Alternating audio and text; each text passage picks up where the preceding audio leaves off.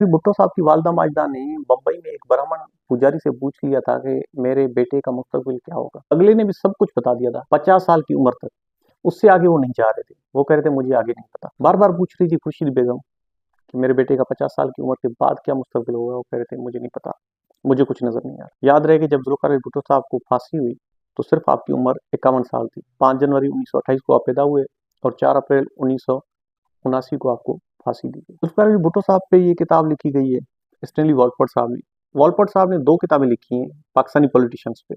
एक जिन्ना पाकिस्तान जिन्ना साहब पे और दूसरी जुल्फी भुट्टो पाकिस्तान। इसमें बहुत सारे किरदार हैं, बहुत सारी बातें हैं, लेकिन एक बात बड़ी उम्दा है कि ये किताब आपके रूह में उतर जाती है। मेरी कोशिश है कि जब तक 4 अप्रैल हो मैं एक एक शॉर्ट बना के भुट्टो साहब की लाइफ पे, अगर आपके भी कुछ कुछ क्वेश्चंस हैं तो आप बता सकते हैं, पूछ सकते हैं।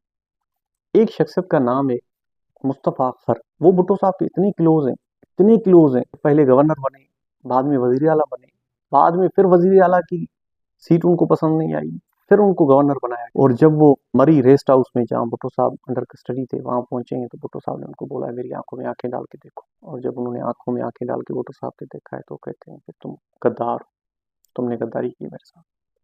मुस्तफ़ा अख्तर को जो जालक साहब ने कहा वो उन्होंने लिख के दे दिया भुट्टो साहब के खिलाफ। और 6 महीने के अंदर अंदर वो लंदन पहुंच गए अपनी छठी बेगम तमीना दुरानी के साथ। याद रहे कि तमीना दुरानी साहिबा वही औरत हैं जो आजकल शहबाज शरीफ साहब की जोजा मोहतरमा है।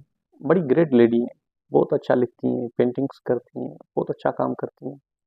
और माय फ्यूडल लॉर्ड भी उनकी शाहकार किताब है, कभी उसको भी पढ़िएगा। लेकिन मुस्तफ़ा सर ने जो किया जुल्फ़िकार अली भुट्टो साहब के साथ, वो भी इस किताब में आप पढ़ेंगे तो आप कहेंगे कि दोस्ती सोच समझ के करनी चाहिए। लेकिन दोस्ती ऐसी चीज़ है कि हम सोच समझ के नहीं कर सकते, दोस्त हम नहीं चुन सकते। मिलते हैं कुदरती, और फिर जब आप खड़े होते हैं तो आपके साथ होते हैं, जब आप गिरते हैं तो जो अपनी अपनी साइड में छुरे छुपाए हुए होते हैं वो निकाल के आपको पीछे से घूम देते हैं।